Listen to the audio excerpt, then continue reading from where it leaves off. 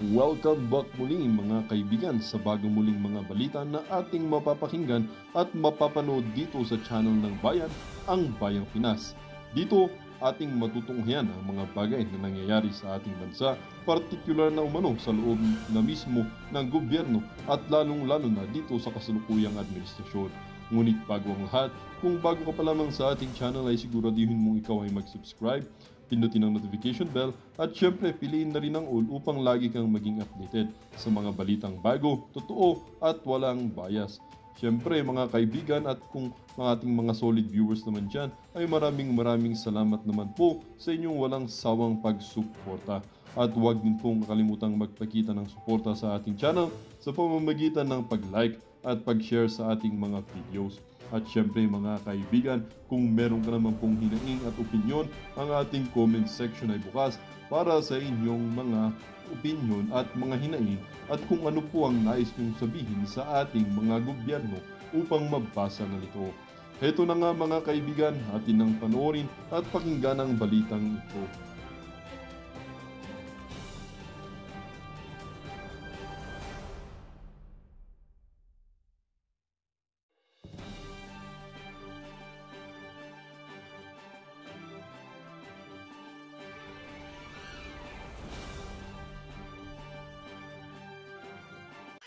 Rectang enroll bill na lang kayo. Ba't pa kayo nag-uusap-usap at pipirmahan yung ginawa nyong report dyan sa BICAM kung meron din pala mas importante doon? Di ba? Ang labo kasi, madam. Tayo, hindi ho tayo maalam dyan. Pero ginagamit lang ho natin yung sentido común at pinakikinggan ho natin yung mga individual na kagaya nitong si Congressman Ungab, Atty. Vic Rodriguez, ayan si Atty. Jim Bondok. Di ba? Ang dami na ho. Mga abogado ang nagsasabi na merong problema yung pinirmahan yung BICAM report. Ba't nyo ba pinagpipilitang? No, importante yung enrolled bill. Hindi yun, madam, ang pinag-uusapan natin dito. Kalimutan na ho natin lahat. Doon na lang ho tayo sa BICAM report. Again, mga kababayan, ang dami hong issue na pwede ho nating talakayin. Bakit ho natin talaga binababaran to? Kasi ito ho yung pinipilit nilang pagtakpan. At sa pangalawa ho nating video ngayong araw na to, yun ho ang ating tatalakayin. Yung ginagamit ho nilang diversionary issue para pagtakpan itong issue na to ng kawalangyaan ng mga membro ng BICAM na yan. Ito, tuloy. Wala namang blanco doon and all the totals have already been verified and in fact, nung na-enroll yun, wala namang blanco. Sa tama naman talaga yung sinabi. Bakit hindi mo mabanggit-banggit yung BICAM report? Kayong dalawa ni Chis Escudero, hindi ho nila mabanggit-banggit yung BICAM report. Lagi ho nilang binibida enroll bill at GAA. Hindi yun ang pinag-uusapan natin. BICAM report, sa inyo na yan. Sige, kumpleto na yan. Kumpleto na yan kung kumpleto. Wala ho tayong pakialam dyan. Sa inyo na yun. Bibigay ko na sa inyo yun. Kumpleto na. GAA, enroll bill, kumpleto na yan. Problema, yung rinatipikahan ng mga congressman, yung talagang yung pagraratipika, talaga namang anong tawag dito? Ura-urada ba?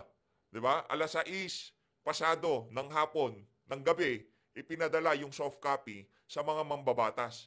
Kaya wala na hong panahon, itong mga congressman na to, kagaya nitong si Congressman Isidro Ungab, na busisiin yaang BICAM report na yan. Kumbaga, ibinigay nila ngayon, mamaya, iraratipikan na yan. Pagbobotohan na ng nay, ganon, dyan sa House of Representatives, yung pasigaw-sigaw lang. Wala hong pirma-pirma, wala hong, kunyari, PH update. In favor or not in favor? O, wala hong ganon. Palakasan lang ho ng sigaw. O. Sabi din ni Senator Cheese kahapon, which should really be a reference. In fact, also the President has seen, wala naman kaming mga blanco dun sa na-enroll bill na. O bakit ka tumatakbo, madam? Huwag nyo naman ho kaming takbuhan. Tinatanong ho kayo na sambayan ng Pilipino. Huwag nyo kaming tatalikuran. Kayo ay parang mga anak namin. Sambayan ng Pilipino ang inyong mga magulang. Huwag nyo ho kaming tinatalikuran pagka kinakausap namin kayo, baka masampal namin kayo, ha? At saka huwag mo kami sasagutin ng paganyan-ganyan, Senator Grace po. Pagka ganitong budget pinag-uusapan, medyo mainit-init ang ulo ko, kaya ayusin yung sumagot, ha? Sumusobra na ho kasi. Para saan po ba ba't tumakbo kayo ng pagka-senador? Sa bagay, no? Para maitulak yung mga pangsariling interes. Para maitulak yung mga pangarap pa diyan sa politika. Yun lang naman ho talaga ang plano. Wala na hong iba.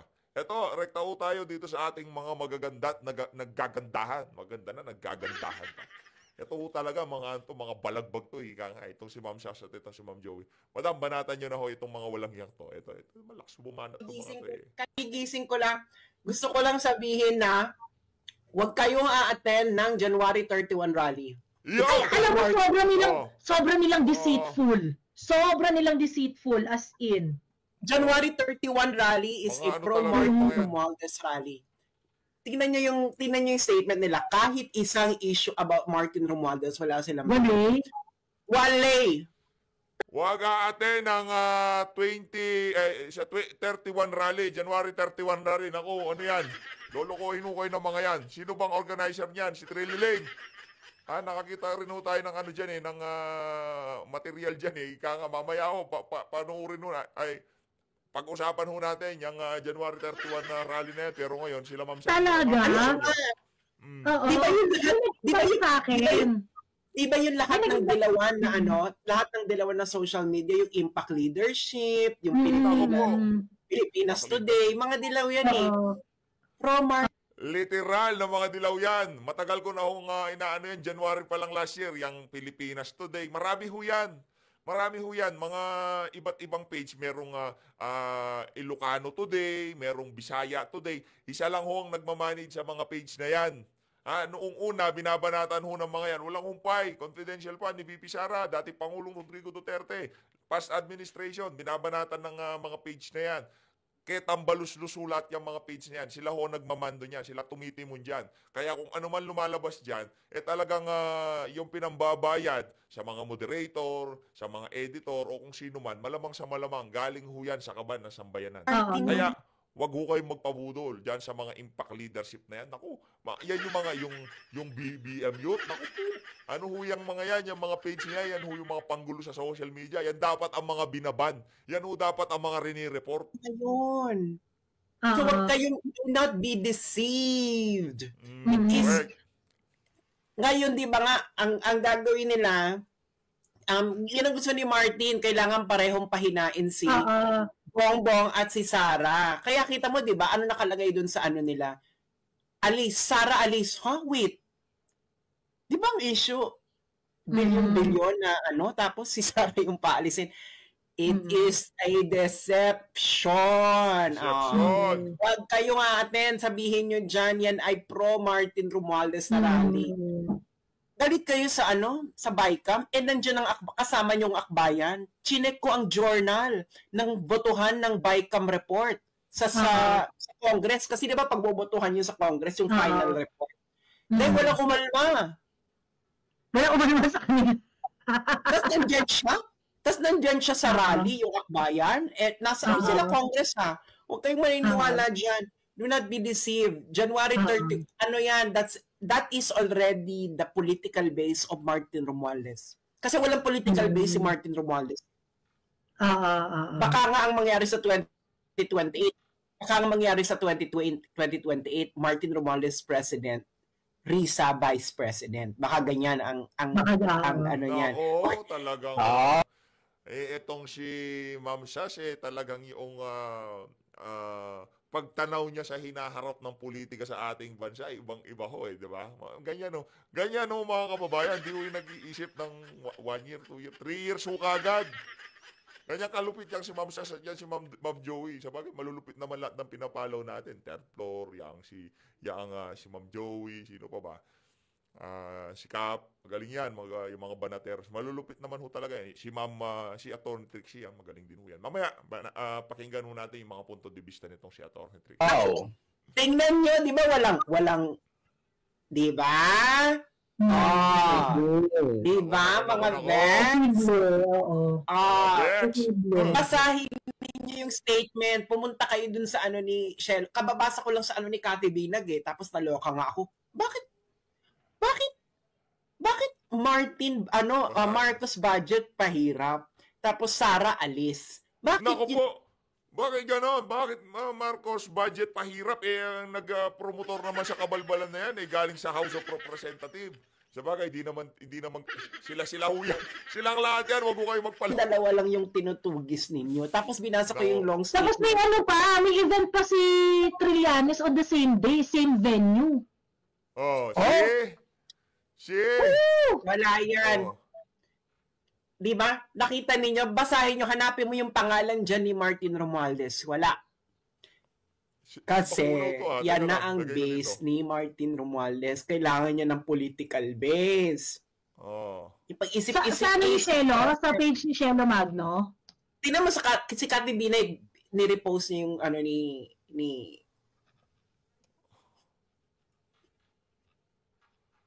Asan ba yun? Tinitingnan ko din eh. Oh, check ko natin. Yung kay... Ay, naku, ipost na yan. Mag-warning na.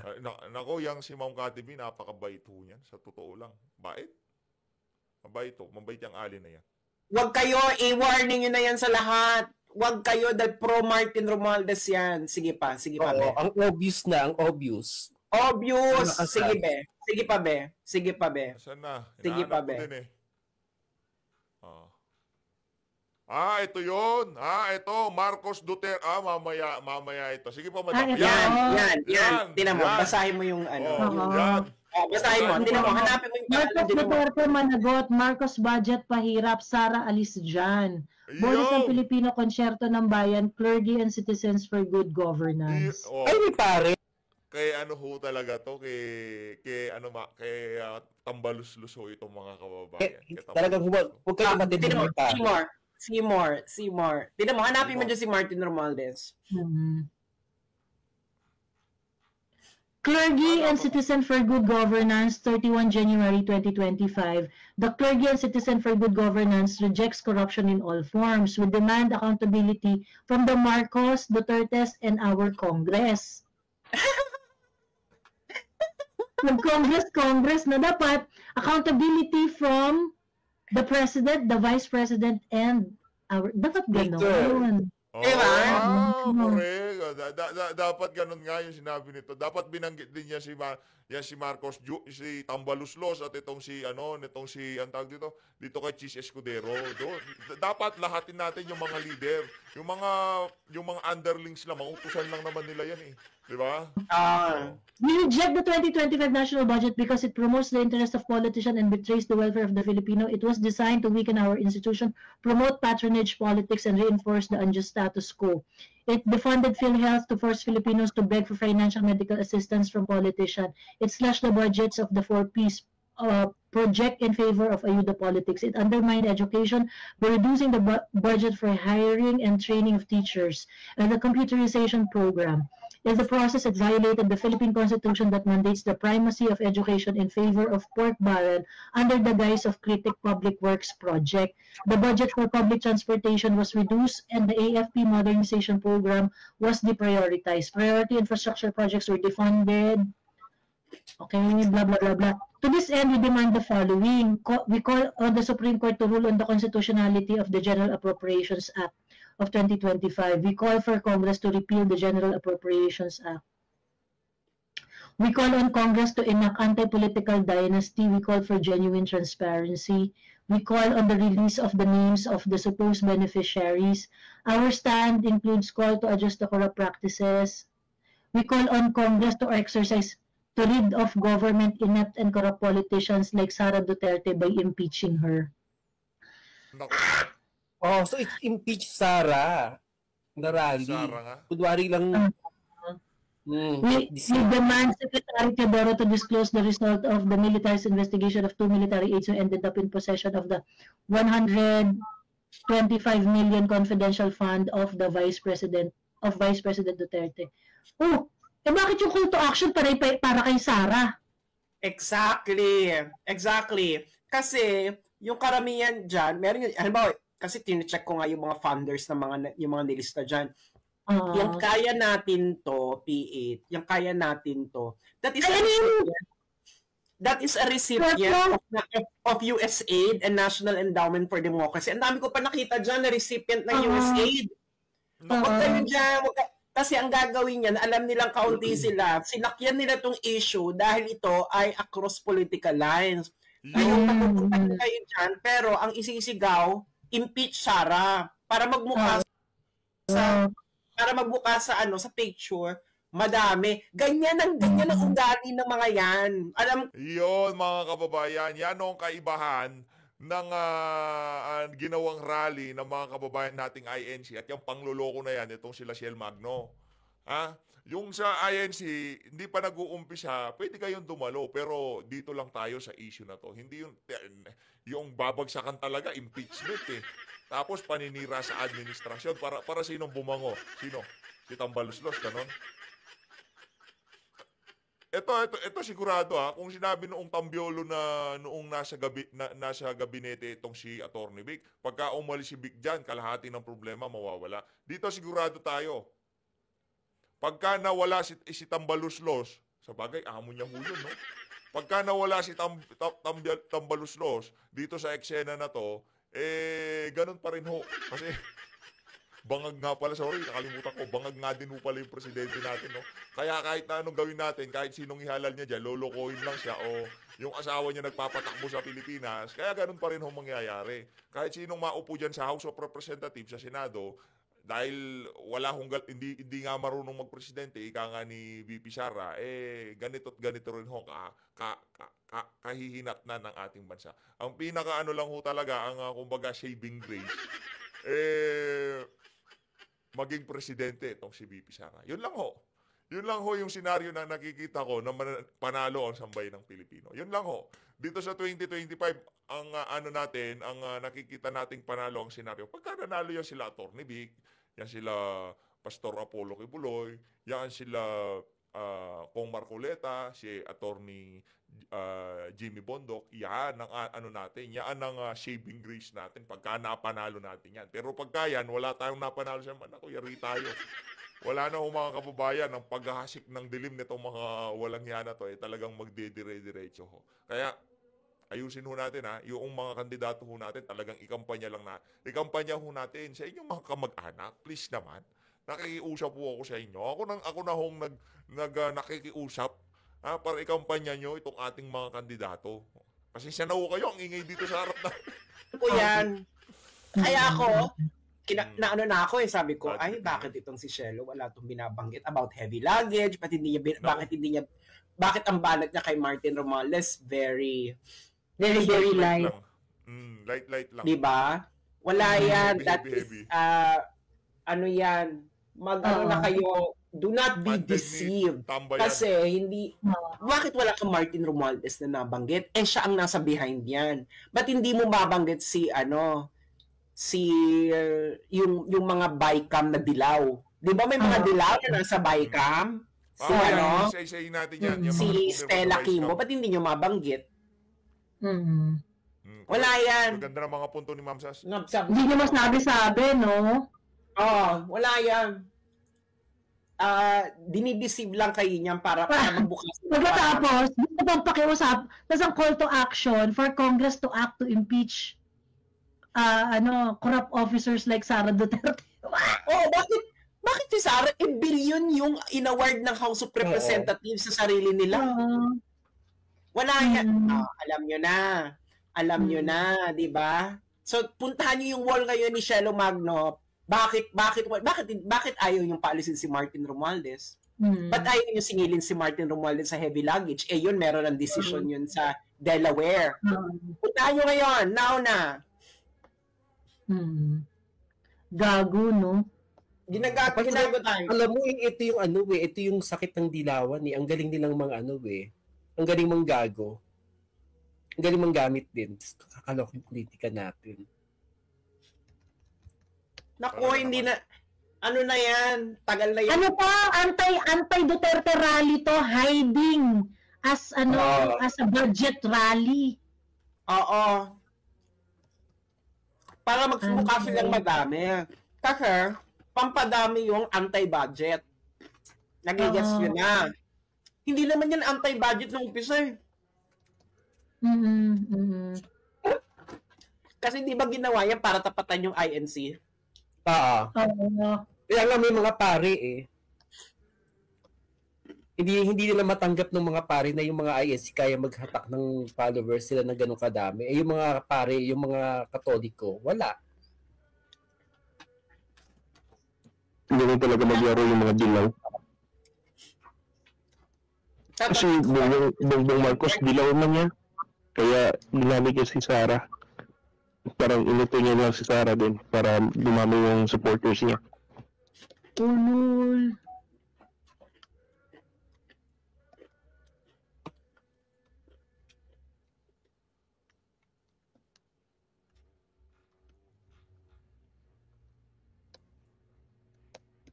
Buti nakita mo, Sas. Yung pa bang Actually, may nakita na ako nagpo-post niyan eh. Actually, BBL, ganyan. nung nakita ko na si Trillanes calling for anti-impeachment ng 31 pagkatapos same venue. Doon ako turn off na parang ano ba ito ano pala, nandiyan pala si Trillanes, alam na. Diba? Miss Joey, ito ba yung ini-invite ka? Ito yon? Ay, tinitingnan ko kasi yung 31 din yung invitation sa akin eh. 31 yung invitation. Pero dito, ang call nila is the General Appropriations Act stands as the most corrupt budget in the history of our nation. We vehemently condemn the brazen complicity of President Ferdinand Marcos, Speaker Martin Romualdez, and former House Appropriation Committee Saldico. So dito pinangalanan nila ng bonggang-bongga yung tatlo. Sino nagbigay sa'yo ng invitation? Ha? Sino nagbigay sa'yo ng invitation? Sabihin ko sa sa Ngayon na. Hindi ko rin kilala. Ngayon na. Actually hindi ko kilala yung name niya, hindi sikat. Tapos baka alam ko. Bigay mo sa akin. Wait.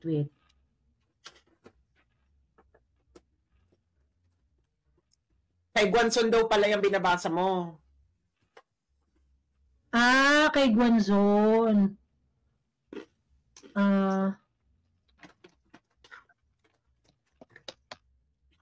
Ayan. Ayun. Pagkatapos, nagtanong ako. So sabi nila sa akin kasi, ayan, so we kindly ask for your support by signing our movement and sharing it with your audience. Your influence can significantly amplify our message and inspire meaningful change. Pagkatapos, sinend ko yung photocard ni Trillanes, yung pinost ni Flipping Express. Sabi ko, sama na kayong lahat sa rally sa January 31 para sa impeachment ni VP Sara.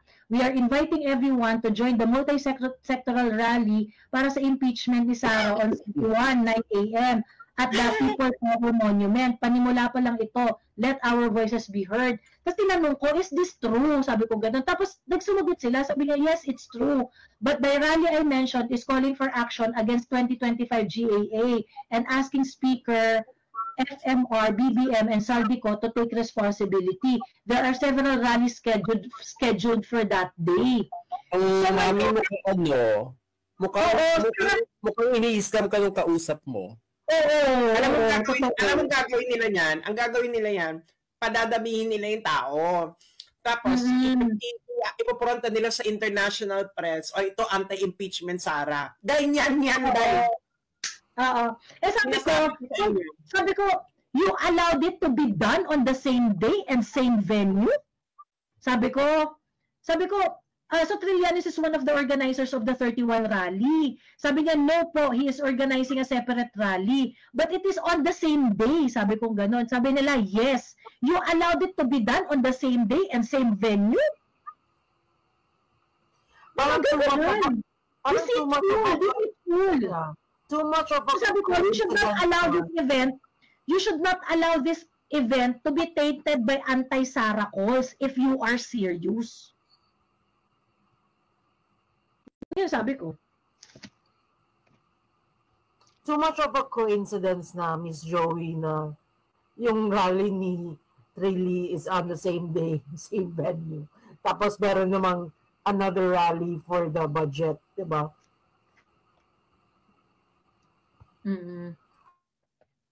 Ay, Sa teka, kasing venue. So, ano yan? Correct. Gagamitin lang yung mahihikayat yung gagamitin na ano. Yun nga yung sabi ko kay Miss Joey kanina, Miss Laite. Hindi sa atin yan. Oo. No. Scam yan, scam. Hindi scam ka, Mami Joey. Oo. Ayun. This ngayon, sinend ko nga yung sabi ko, you allowed it to happen on the same day, tapos nandun si Trillanes, same venue. Anong final na sagot nila sa'yo, Miss Joey? Sabi nila meron daw rally before 31.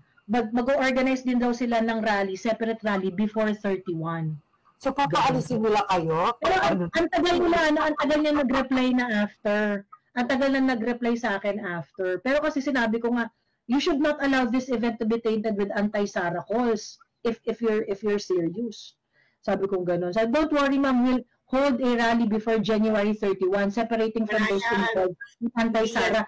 31 yung nakalagay doon sa invitation nyo eh. Wala yan. Kaya ang ginawa nila yan, binubudol kayo. Ang gagawin nila, pararamihin nila yung tao dyan kasi gusto nilang tapatan yung INC rally. Ngayon, ang gagawin nila, pag dumami na yung tao dyan, pipicturean nila, tapos ipapadala nila sa press, ito yung kadaming taong gustong tanggalin si Sara. Hindi na kayo natuto. Ginawa na nila yan before. Naalala nyo yun? May mga ganun silang ginawa. I-research nyo yun nung panahon ni Duterte. Sabi nila anti-Duterte rally, tapos yung rally pala Duterte. Nako. Gagaling talaga ang mga NPA magsilta, well-trained yan sila. Hindi yan sila NPA, ibang grupo yan. Akbayan Basta involved yung Pilipinas Today, kung yan isinusunod ng Pilipinas Today or Pilipinas Today kung ano mong lugar o Pilipinas Today kung ano man. Si Martin yan. Involved si Martin yan. Kaya kanina mamilay ka nung bago ka yata umakyat no. Nakwento ko na kasi yon. Sabi ko, ini-invite ako nung tapos nung malaman ko, ang tawag dito, andun rin si Trillanes.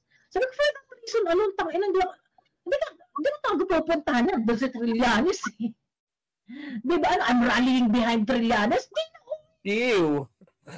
Wag na, oy. Wala yan. Hindi, kita mo, di ba? Puro ang nila, panagutin ang corruption ni Sara Duterte at ni Duterte saka ni Digong. Yun ang nakalagay sa kanilang call. Parang, wait. Di ba inaward na lang nila ng bilyon-bilyon yung mga sarili nila?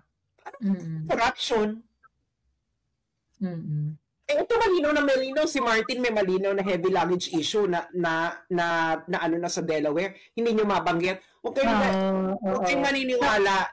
Tapos, malapit na ang 2028. Ang si Martin Romualdez, kailangan niya ng political base. Hindi, parang kulang yung BBM base for Martin Romualdez kasi hindi lahat yan sold sa mga Romualdez, ang mga loyalista. Ang karamihan ng mga loyalista ayaw sa mga Romualdez yan. Correct. Kasi yung ibang loyalista sinisisi yung mga Romualdez. Zelda nung unang panahon. Diba? Kaya kailangan niya ng ibang political base, hindi ba? Kaya nga, di ba, sinong kasama niyan? Nirecruit niya na sa kanyang si Stella Kimbo. Si Stella Kimbo, dilaw yan eh. O ba't hindi nila mabanggit si Stella Kimbo? Bakit hindi nila mabanggit yung heavy luggage? Hindi kina-cover yan ng mga ng mga dilaw. Kayo imagine ilang beses na natin tong inaano. Wala yan. Hindi mo mabanggit si Martin Romualdez. Siya ang yung ganun ka-naive na hindi mo alam na si Martin Romualdez ang isa sa mga prime mover na corruption sa BBM administration.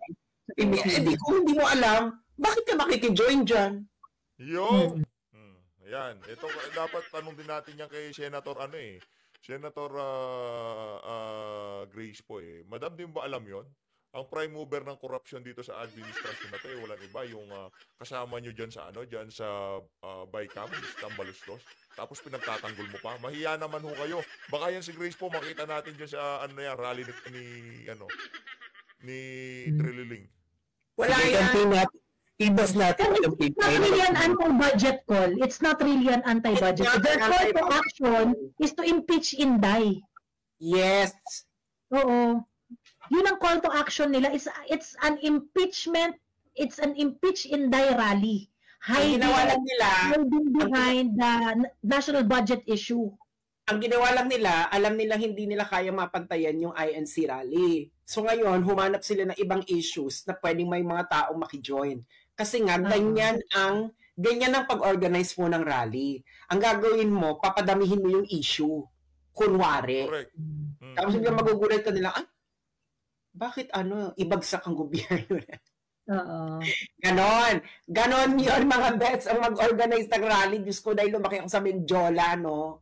Alam ko Di ba nga may mga dating radiyista na parang, hala, ang pinunta ko ito is ganto-ganto, bakit ganito nisisigaw, pinapagawa sa amin?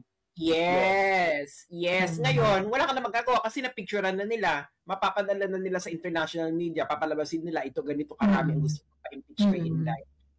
May magagawa ka pa ba? Huwag magilintanga. Kaya nga yan mga kababayan pagka sa 31, pag nakita ng ating mga kababayan, konti lang pala, nag-anunsyo na tong si Cielo Magno, itong si Trililing, ang mga Dilawan, ang mga Pinklawan, itong mga tauhan ni Tambaluslos, nag-ano na lahat, pati yung administrasyon, yung impact leadership, yung mga page nito si Tambaluslos. No? Tapos kung pumunta ho dyan, mga nasa 80 katao, wala na ho. Tapos na ho talaga yung impeachment na yan. Doon na ho talaga tayo magkakaalaban. Kasi yung sinasabi ho nila na majority ng mga Pilipino doon sa survey, gusto ma-impeach si BP Sara. Ngayon, para doon sa mga gusto ma-impeach si BP, lumabas kayo sa January 31 para magkaalaman tayo. Wala yan. Pag ganyan, hindi kayong maniwala. Bex, may kukwento pala ako sa'yo na may kukwento ko sa'yo. Pag hindi pang public consumption. Okay. Pero yan yung nila. Kasi binasa ko yung bakit walang, yun una ko napansin bakit walang Martin Romualdez sa statement ni Cielo? Alam ng lahat siya ang kingpin. Kabayad ka, Cielo? Tao ka ni Martin? Looks like it. Actually, meron ng mga nanonood sa atin before SAS sa live na kino-question din si Cielo why he's not hard on Martin. Nako. Alam. Marami kang naka-observe. At sigurado ho tayo mga kababayan, yan si Tambaluslos, hindi naman nung magbibigay ng 50,000? 200,000? 500,000? Hindi ho niya bibigyan. Kung sakaling bibigyan niya man itong si Cielo Magno, hindi ho yan bababa ng mga 5 milyon. Kung sakali hindi ko sinasabing binigyan. Oo. Si Martin ang may may heavy luggage issue Siya ang siya ang may established as fact sa korte pa ng Amerika, Cielo. At ginawa niya pagkaupo niya bilang House Speaker. Tapos dead back up. Something. Ay nako, girl. Alam mo, girl, hindi mo ako mababakla. Bakit mo labit sa mga si Girl. Ako civil ako Civil ako. Pero huwag mo akong baklain.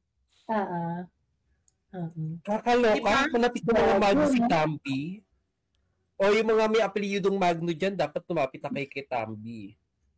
Diba? Why is she not hard on Martin? Bakit biglang, after all this budget issue, biglang Sara alis? Diba?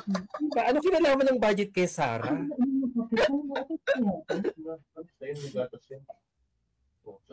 Huwag kayo dyan.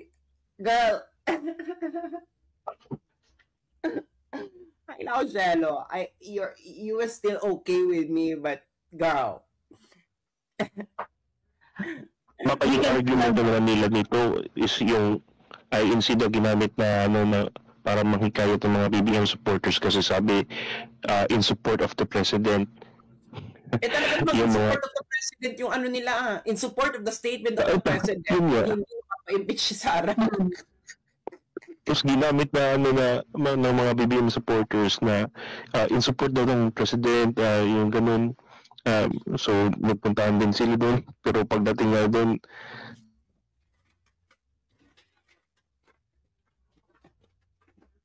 nawala siya. Nagsialisan sila kasi against daw kay baka yun yung gagamitin nilang argument.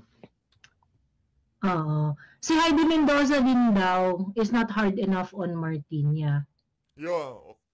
Every time na may issue siya sa corruption, laging Sara yung ano niya. Hindi nila nababanggit si Martin Romualdez, no? Hindi. Miss Joey, di ba Baka galing kay Martin ang funds.